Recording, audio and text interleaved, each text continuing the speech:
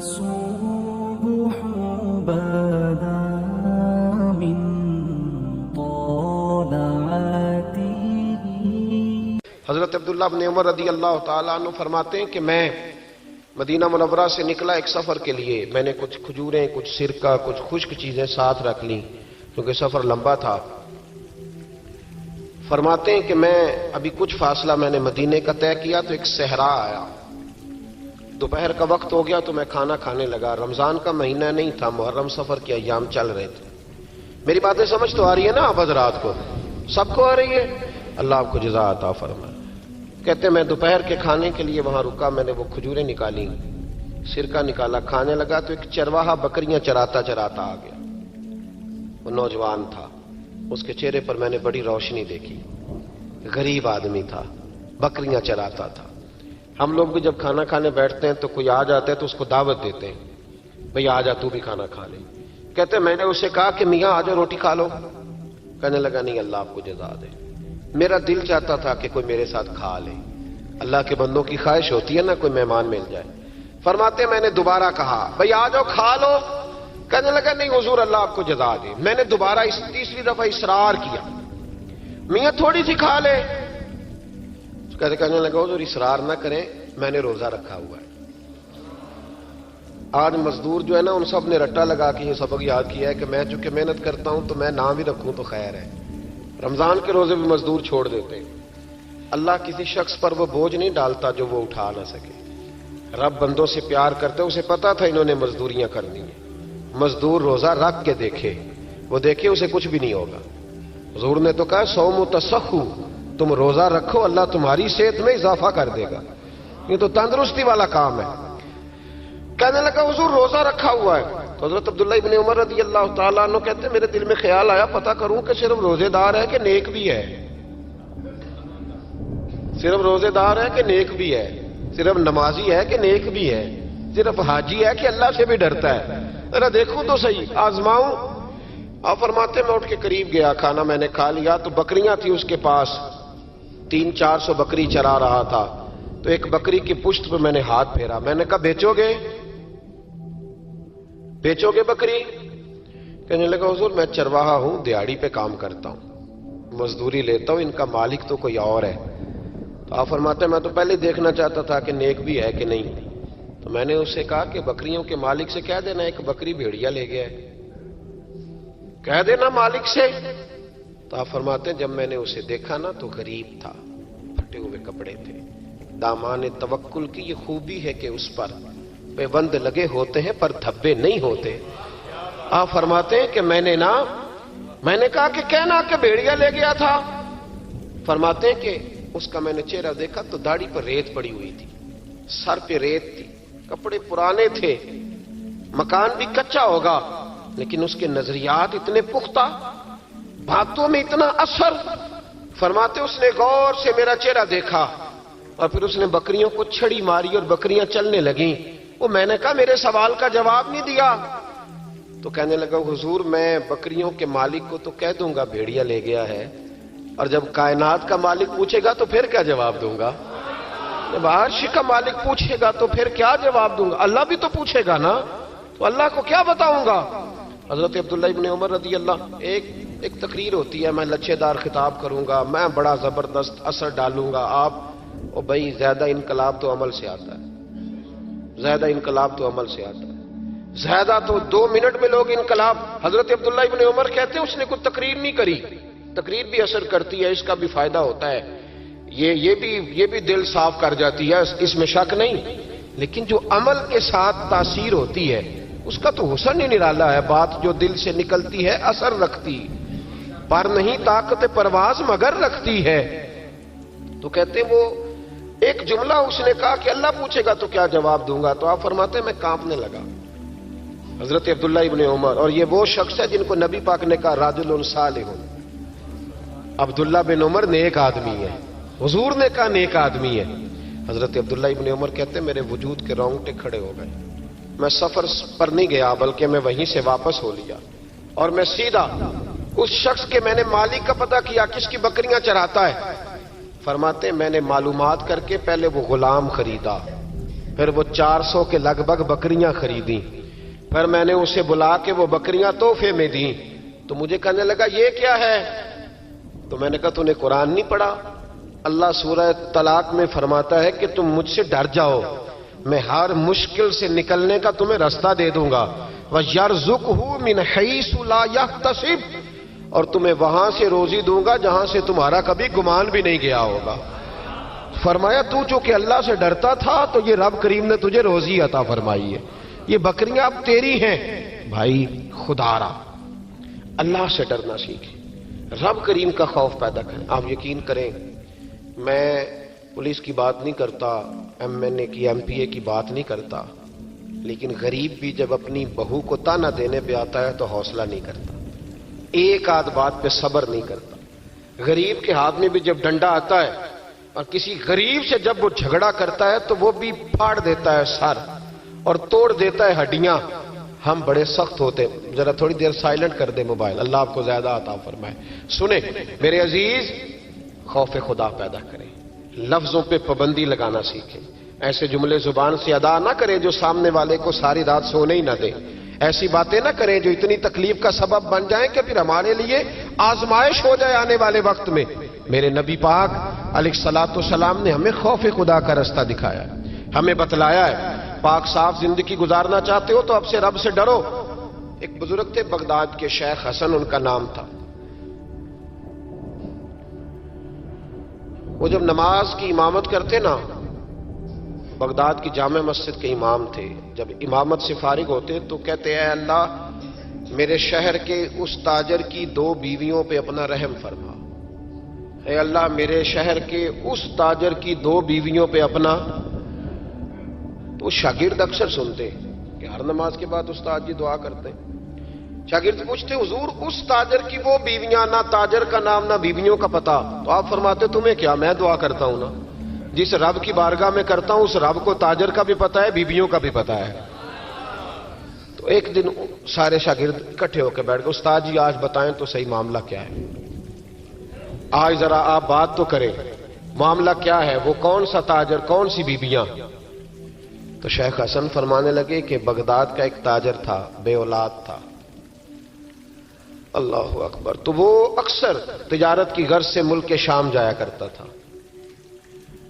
اس کی اولاد نہیں تھی، کئی مہینے اسے ملک شام میں رہنا پڑتا تھا. اس کے دل میں خیال آیا کہ میں یہاں ایک نکاح ہی نہ کر لوں، میرے پاس اتنی مال و دولت ہے. تو وہ گیا، اس نے وہاں جا کے ایک شادی کر لی، مکان بنا لیا، نکاح کر لیا. پہلی بیوی کو بتا نہ سکا. یہ جو خواتین ہوتی ہیں بڑی جاسوس ہوتی ہیں، انہیں پتہ چل ہی جاتا ہے، ان کے پاس کچھ ایسے ذرائع ہوتے ہیں. بلکہ میں کہا کرتا ہوں کہ اللہ نے انہیں ہیس دی ہوتی ہے. یہ وہ جب مشین بنی تھی نا جھوٹ پکڑنے والی، تو اس وقت ایک بڑے دانشور نے کہا تھا، اس نے کہا تھا یہ غلط کیا گورنمنٹ نے مشین بنائی ہے جھوٹ پکڑنے. خاوند کا جھوٹ پکڑنا تھا تو اس کی بیوی سے بات کر لیتے، وہ فٹافٹ پکڑ لیتی ہے، اس کو پتہ ہوتا ہے کہ معاملہ کیا ہے، خاوند کو بھی پتہ ہوتا ہے. اور یہ محبت کا رشتہ ہے نا، اس میں نبی پاک صلی اللہ علیہ وسلم نے حضرت عائشہ صدیقہ رضی اللہ تعالی عنہا سے کہا تھا کہ جب تم مجھ سے راضی ہوتی ہے تب بھی مجھے پتہ چل جاتا ہے، اور جب ذرا تیری توجہ اس طرف نہیں ہوتی تب بھی مجھے پتہ چل جاتا ہے. یا رسول اللہ کیسے؟ تو حضور فرمانے لگے جب تم مجھ سے راضی ہوتی ہے تو کہتی ہے مجھے رب محمد کی قسم ہو صلی اللہ علیہ، اور جب کسی بات میں تیری توجہ بٹی ہوتی ہے تو کہتی ہے مجھے رب ابراہیم کی قسم ہو. تو حضرت عائشہ صدیقہ مسکرا پڑی، کہنے لگی یا رسول اللہ اللہ نے آپ کو بڑا علم عطا فرمایا ہے، وہ تو سارا پتہ چل جاتا ہے. تو بیوی پتہ کر لیتی ہے، اسے خبر ہوتی ہے. ایسے بھی یہ لباس ہے مرد کا، مرد اس کا لباس ہے، دونوں ہی جانتے ہیں، کمزوریاں بھی خوبیاں بھی. تو وہ جب اس دفعہ تاجر آیا نا، ایک دفعہ ملک شام سے نکاح کے بعد، تو بیوی محسوس کرنے لگی کہ بدلے بدلے سے میری سرکار نظر آتے ہیں، نہ تو کپڑے دھلنے والے ہیں، نہ اس طرح اس کی طبیعت ہے، کوئی معاملہ ہے. لیکن فرما بردار بیوی تھی تو ڈائریکٹ شوہر سے سوال نہیں کیا، ایک جاسوس کے ذمہ لگایا کہ ملک شام جا کے پتہ تو کر ماجرا کیا ہے. وہ گیا. اس دفعہ جب یہ ملک شام گیا نا چند مہینوں کے بعد دوبارہ، تو وہ پیچھے گیا کہ کہنے لگا کہ میں کچھ بتا نہیں سکتا، تکلیف والی بات ہے، لیکن مسئلہ یہ ہے کہ تیرے خاوند نے وہاں نکاح کیا ہوا ہے، ایک گھر بھی لیا ہوا ہے، ایک بیوی بھی ہے. اس نے کہا چلو آتے ہیں تو بات کرتی ہوں. لیکن اب کہ جب یہ آیا نا واپس ملک شام سے تو بڑا شدید بیمار ہو کے آیا، شدید بیمار۔ خاتون کہتی ہے مجھے پوچھنے کا موقع ہی نہ ملا، وہ بیمار ہی اتنا تھا، میں نے مناسب ہی نہ سمجھا، تیمارداری کرتی رہی، تندرست ہوگا تو بات کروں گی، اللہ نے موقع نہ دیا، وہ تاجر انتقال کر گیا۔ ادھر دیکھیں جی میری طرف، وہ انتقال کر گیا۔ اب عدت گزری تو اس بیوی نے، بغداد والی نے، اس نے اس کا کل مال، چونکہ اور کوئی تھا ہی نہیں، یہی بیوی تھی اور بڑا مالدار تھا، اس نے کل مال جمع کیا اور پھر اس کو آدھے حصے میں بانٹا۔ عدت گزرتے اس نے 2 سواریوں کا بندوبست کیا، اس جاسوس کو ساتھ لیا اور اس بیوی کے پاس پہنچی جو ملک شام رہتی تھی۔ اللہ کرے آپ کو سمجھ آئے۔ اور بھائی یہ کردار مسلمانوں کا ہے۔ ہم آج کل پتہ کیا سمجھتے، کہتے ہو وہ تو بڑے لوگ تھے، وہ بڑے لوگ نہیں تھے، وہ مسلمان لوگ تھے۔ ان کے نام کے ساتھ وہی لفظ لگتا ہے جو ہمارے نام کے ساتھ لگتا ہے۔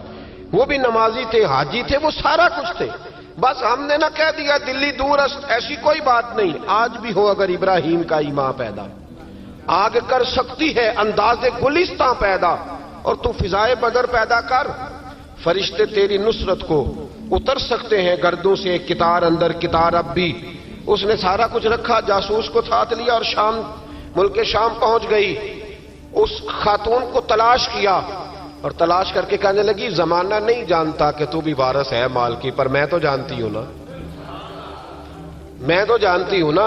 اور یہاں تو میاں لوگ 2 مرلے کے لیے جعلی کاغذات بنوا لیتے ہیں، قرآن اٹھا لیتے ہیں، خاتون ہو کے، شیخ حسن کہتے ہیں عورت ہو کے جا کے کہنے لگی کہ یہ چونکہ تیرا مال ہے تو میں آدھا لے کے آئی ہوں، آدھی وارث تو ہے اور آدھی وارث تو رکھ اپنا مال۔ اس خاتون نے آگے بڑھ کے اپنی سوکن کو گلے سے لگایا اور کہنے لگی بی بی اگر تو اللہ سے ڈرتی ہے تو میں بھی اسی رب کی بارگاہ میں سجدہ کرتی ہوں، میں بھی اسی مالک سے ڈرتی ہوں، میں بھی اسی کریم کی ماننے والی۔ کا کیا مطلب؟ کہنے لگی میرا شوہر اب کہ جب آیا تھا نا ملک شام تو بیمار ہو کے آیا تھا، اور بغداد کے طبیبوں نے اسے بتایا تھا کہ اب تو بچے گا نہیں، تو وہ جب واپس جا رہا تھا تو مجھے کچھ پیسے بھی دے گیا تھا، یہ مکان بھی میرے نام کر گیا تھا، اور مجھے طلاق بھی دے گیا تھا، اور کہہ گیا تھا مرضی کا نکاح کر لے۔ وہ چونکہ مجھے فارغ کر گیا تھا، اب اس مال میں سے میرا کوئی حصہ نہیں، یہ سارا ہی تیرا ہے، اب میرا اس میں سے کوئی حصہ نہیں، تو رکھ لے، سارا ہی تیرا۔ شیخ حسن رحمت اللہ علیہ فرمایا کرتے کہ میں مولوی اور مفتی ہو کے، میں پیر اور صوفی ہو کے ان 2 بیویوں سے میں نے بڑا سیکھا ہے، لہذا جب بھی دعا کرتا ہوں پہلے ان 2 عورتوں کے لیے دعا کرتا ہوں، پہلے ان کے لیے۔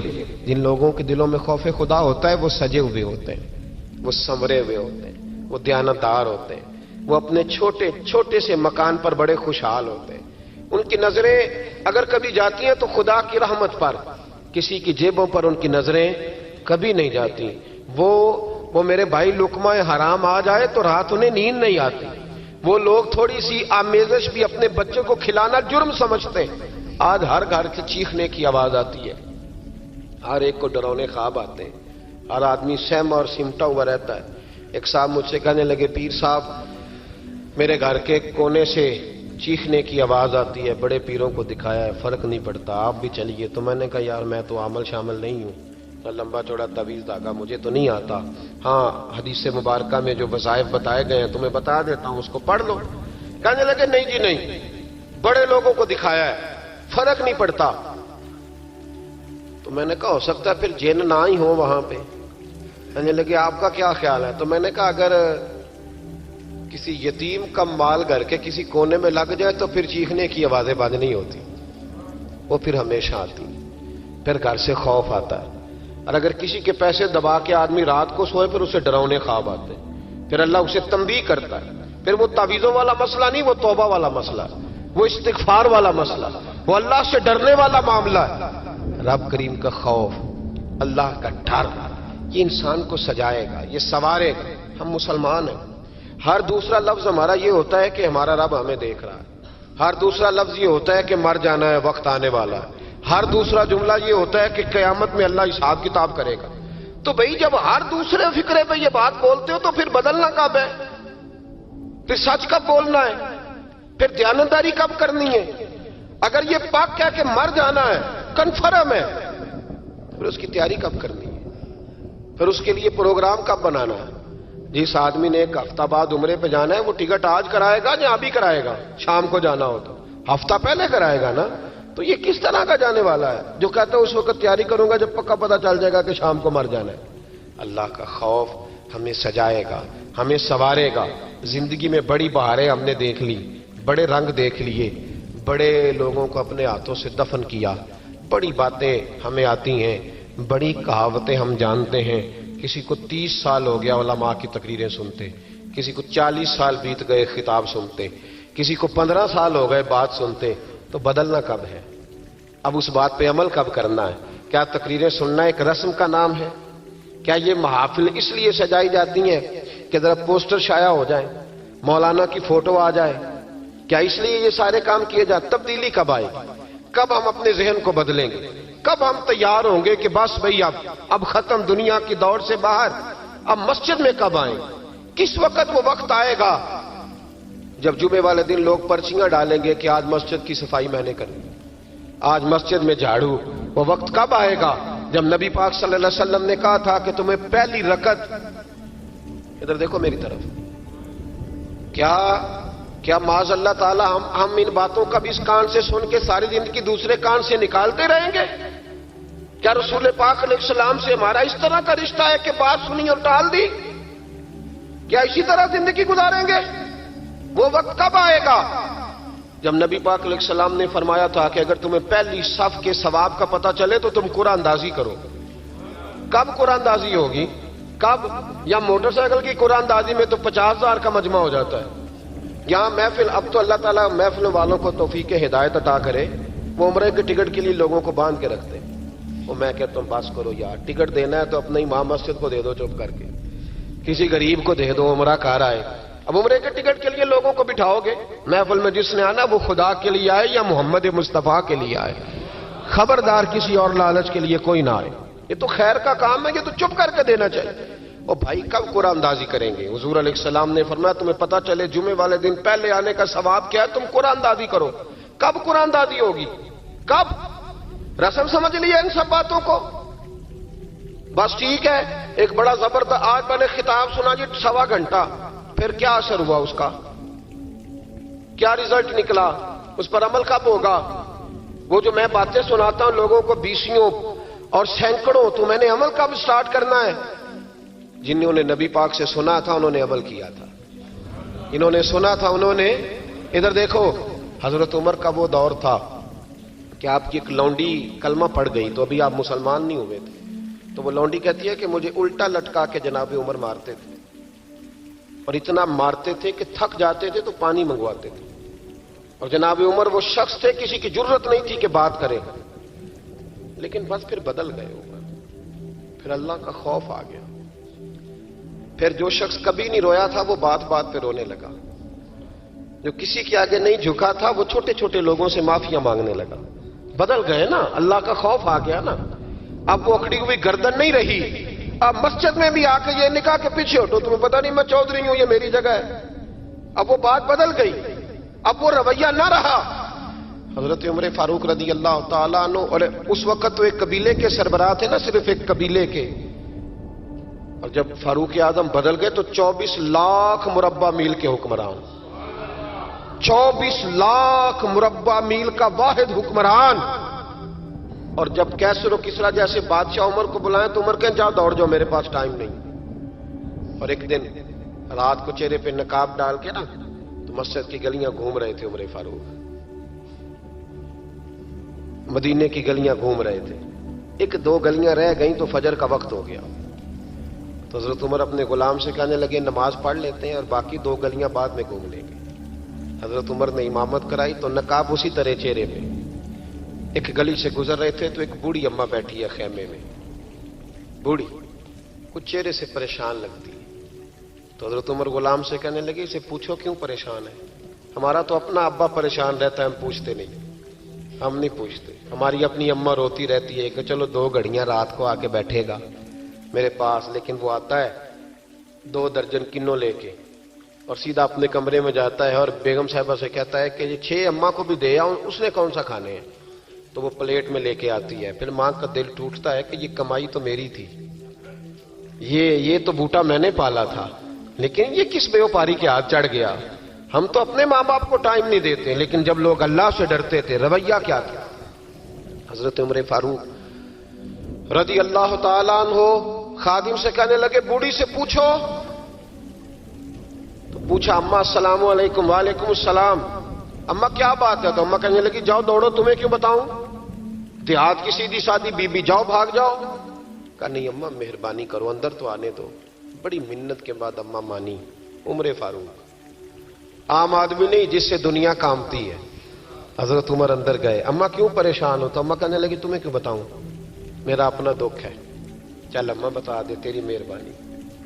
اماں کہنے لگی میں ایک بیوہ ہوں, بے اولاد ہوں, کوئی میرا سہارا نہیں. مجھے عمر فاروق سے بڑی شکایت ہے. میرے اوپر 25 دینار کا قرضہ چڑھ گیا ہے اور 3 دن ہو گئے میں نے روٹی نہیں کھائی, اور عمر نے میری خبر نہیں لی. حضرت عمر کو پتہ چل گیا لاوارث ہے, اس کا کوئی 2 4 10 ہزار ووٹ کوئی نہیں, ایک کو میکے سے 6 مربے نہیں لے کے آئی, ایک اکیلی تنے تنہا. اور بھائی جب اللہ کا خوف ہوتا ہے تو پھر انسان ان غریبوں کو بھی مناتا ہے. پھر ریڑھی والے کی بھی اہمیت بڑھ جاتی ہے, پھر رکشے والے کی قدر بھی بڑھ جاتی ہے. حضرت عمر فاروق رضی اللہ تعالیٰ عنہ کہنے لگے اماں عمر سے شکوہ ہے؟ کہاں؟ جناب عمر کہتے ہیں میں نے ایک جملہ کہا تو اماں نے تو مجھے لاجواب کر دیا. میں نے کہا اماں عمر کو کیا پتا کہ تو بھوکی ہے اور مقروض ہے, اسے کیا خبر؟ تو اماں کہنے لگی کیا کہا تم نے؟ عمر کو خبر نہیں, اسے پتا نہیں. تو عمر سے کہو نا چھوڑ دے حکومت, اس کے حوالے کرے جو خبر رکھ سکتا ہے. کیوں بیٹھا ہے پھر؟ ہمارے حکمران کہتے ہیں ابھی میں صدمے میں ہوں, نکلوں گا تو بات کروں گا, نہ ادھر ادھر کی تو بات کر. یہ بتا کہ قافلہ کیوں لٹا, مجھے رہزنوں سے غرض نہیں, تیری رہبری کا سوال ہے. ہاں تجھے جواب دینا پڑے گا. حضرت سیدنا عمر فاروق رضی اللہ تعالیٰ عنہ سے اماں کہنے لگی نہیں خبر رکھ سکتا تو حکومت کیوں کرتا ہے, چھوڑتا کیوں نہیں؟ تو حضرت عمر کہتے ہیں میں کانپنے لگا. دوڑے گئے جناب عمر. میں نے کہا اس اماں کا 6000 ووٹ نہیں کہ اس کی قدر کی جائے. یہ اماں کوئی بہت آکسفورڈ یونیورسٹی کی ڈگری ہولڈر نہیں کہ اس کی بات مانی جائے, کہ لاوارث اور بیوہ بی بی. عمر دوڑے گئے, گھر سے اناج کا تھیلا کندھے پہ رکھا, 25 دینار بھی لیے, پکا پکایا کھانا بھی لیا. خادم کہنے لگا حضور مجھے دے دے میں اٹھا لیتا ہوں. تو حضرت عمر فرمانے لگے چل وعدہ کر قیامت کے دن بھی میرا بوجھ اٹھائے گا. کہنے لگا جی نہیں وہاں نہیں اٹھا سکتا. فرمایا پھر آج بھی نہ اٹھا, مجھے ہی اٹھانے دے, یہ میرا بوجھ ہے تو مجھے ہی. اماں کے سامنے 25 دینار بھی رکھے. پھر اماں کو حضرت فاروق اعظم نے 2 مہینے کا راشن بھی دیا, پھر پکا پکایا کھانا بھی دیا. معمولی آدمی کی بات نہیں کر رہا, 24 لاکھ مربع میل کا حکمران. حضرت عمر مدینے میں بیٹھ کے کبھی للکار دیں تو کیسر و کسرا کی ٹانگیں کانپیں. جناب عمر فاروق رضی اللہ کھانا کھلا کے اماں چارپائی پہ تھی تو عمر نیچے بیٹھ گئے. کہنے لگے اماں چل عمر کو معاف کر دے, چل چل جانے دے, کوئی عرض نہیں, بیچارے کو پتہ نہیں چلا. تو اماں کہنے لگی تو نے پھر عمر کا ذکر چھیڑ دیا. بیٹے میرے گھاؤ بڑے گہرے ہیں, میرے زخم بڑے سخت ہیں, کلیجہ پھٹے تو تجھے دکھاؤں کتنی تکلیف میں ہوں. میں تو پکا ہوا پھل ہوں, کسی وقت بھی دنیا سے چلی جاؤں گی. میں نے عمر کو معاف نہیں کرنا. جب میں قبر میں جاؤں گی نا, نبی کریم علیہ السلام آئیں گے تو میں عمر کی شکایت کروں گی. میں کہوں گی حضور اس سے پوچھئے یا رسول اللہ بیوہ اور بوڑھی کا خیال ہی نہیں کیا. تو آپ کے غلام کہتے ہیں میں نے عمر کو کبھی اتنا روتے نہیں دیکھا جتنا آج روئے. کہنے لگے اماں عمر کو میں جانتا ہوں وہ کمزور ہے, یہ شکایت نہ لگانا, وہ کمزور ہے, مقابلہ نہیں کر سکے گا, یہ شکایت نہ لگانا, چل معاف کر دے. تو اماں کہنے لگی اچھا تو مجھے کچھ اچھا لگتا ہے, جا تیری خاطر عمر کو معاف کیا, تو پیارا لگا ہے, جا معاف کیا, تیری خاطر معاف کیا, تیری خاطر عمر کو معاف کیا.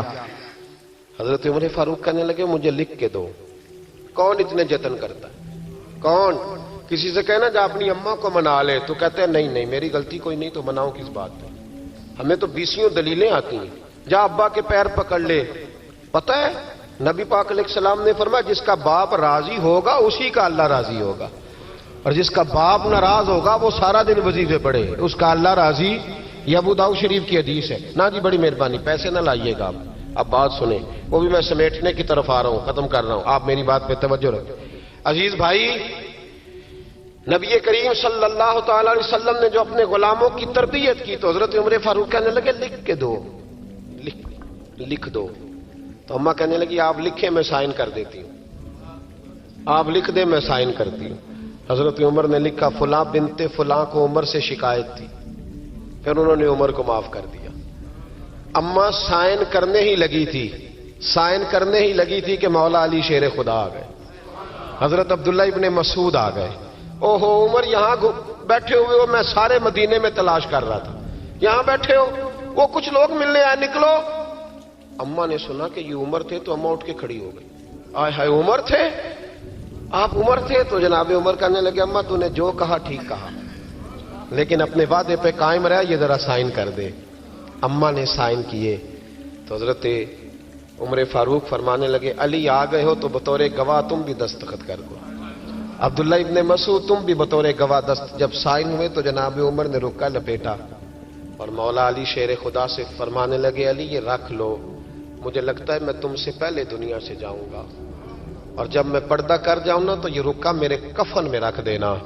اگر حضور علیہ السلام نے پوچھا نا میری امت کے ساتھ کیا سلوک کر کے آئے ہو, تو رکا نکال کے کہوں گا یا رسول اللہ ایک بوڑھی ناراض تھی میں اسے بھی راضی کر کے آیا ہوں, حضور یہ میں راضی. بھائی جب تک ہو گئے, اللہ آپ کو سلامت رکھے.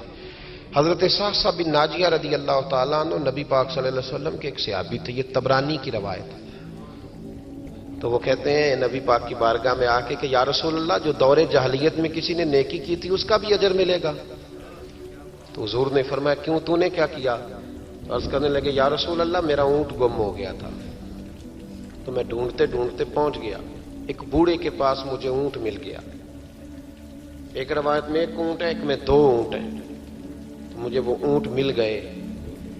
تو میں نے اس شخص کے پاس ابھی میں بیٹھا ہی تھا کہ کسی بچے کے رونے کی آواز آئی. تو وہ بوڑھا کہنے لگا دیکھو اگر بیٹا ہے تو رکھ لیتے ہیں, بیٹی ہے تو زندہ دفن کر دیتے ہیں. تو کہتے ہیں میں نے ان سے کہا کہ تم دفن نہ کرو مجھے دے دو. فرماتے ہیں انہوں نے پھر مجھ سے قیمت مانگی تو میں نے وہ اونٹ دے دیے. میں دو دو تین تین اونٹ دے کے وہ بچی لے آیا. پھر میں وہ لوگ ڈھونڈنے لگا جو بچیاں دفن کرتے تھے, میں انہیں قیمت دیتا اور بچیاں لے آتا. عرض کرنے لگے یا رسول اللہ پھر میں نے حویلی بنائی, اس میں میں نے عورتوں کے ذمے لگایا بچیوں کو پالنا. 360 بچیوں کی میں نے جان بچائی ہے. یا رسول اللہ آج کلمہ پڑھنے آیا ہوں اس کا بھی مجھے اجر ملے گا. تو حضور فرمانے لگے پہلا اجر تو تجھے مل گیا نا, اللہ نے کلمے کی توفیق عطا کر دی, پہلا اجر بھی تجھے مل گیا, اور باقی بھی اللہ تجھے خزانے کھول کے اجر عطا فرمائے گا. خیر کریں گے تو اللہ اجر ضائع نہیں کرتا, اللہ اجر ضائع, لیکن خیر کی عادت بنائیں, شر سے ہمیشہ بچیں. اللہ ہمیں توفیق عطا فرمائے. اللہم صلی علی سیدنا و مولانا محمد معدن الجود والکرم وعلیہ وبارک وسلم. اللہ ہمارا یہاں حاضر ہونا قبول فرما, ہمارے گناہوں کو معاف فرما, ہماری غلطیوں سے درگزر فرما, علم نافع کی توفیق عطا فرما, عمل صالح کی توفیق عطا فرما. اے مالک کریم مسجدوں کی رونق کو دوبالا فرما, گناہ کے اڈوں کو برباد فرما. مالک کریم نیکی کرنے اور نیکی پھیلانے کا ذریعہ بننے کی توفیق عطا فرما. اے عرش و فرش کے مالک اپنے محبوب علیہ السلام کے رستوں کا ہمیں مسافر بنا, حضور کی تعلیمات پر عمل کی توفیق عطا فرما. اللہ عالم اسلام کے حق میں رحمت والے فیصلے فرما, برما کے مجبوروں کی مدد فرما, کشمیر اور فلسطین کے مظلوموں کی مدد فرما, پاکستان کو نظام مصطفیٰ صلی اللہ علیہ وسلم کا گہوارہ بنا. اے اللہ سجدوں کا ذوق عطا فرما, عبادتوں کا شوق عطا فرما, تلاوتوں کی لذت عطا فرما. اے مالک کریم زندگی تقوی کے نور والی اور موت کلمہ اسلام پہ نصیب فرما. اللہم انا نسألک العفو والعافیۃ فی الدین والدنیا والآخرہ. رب اغفر وارحم وانت خیر الراحمین. وصلی اللہ تعالی علی حبیبہ سیدنا و مولانا محمد. صلی علی سیدنا و مولانا محمد. اللہم صلی علی سیدنا و مولانا محمد اللہ کے شیر ہے در کرار پر درود اللہ کے شیر ہے در کرار پر درود اللہ کے شیر ہے در کرار پر درود حضرت حسن حسین کے کردار پر درود اللہم صلی علی سیدنا و مولانا محمد وعلی سیدنا علی و سیدتنا فاطمہ و سیدتنا زینب و سیدنا حسن و سیدنا حسین وعلی آلہ و صحبہ و بارک وسلم زینب کی بارگاہ میں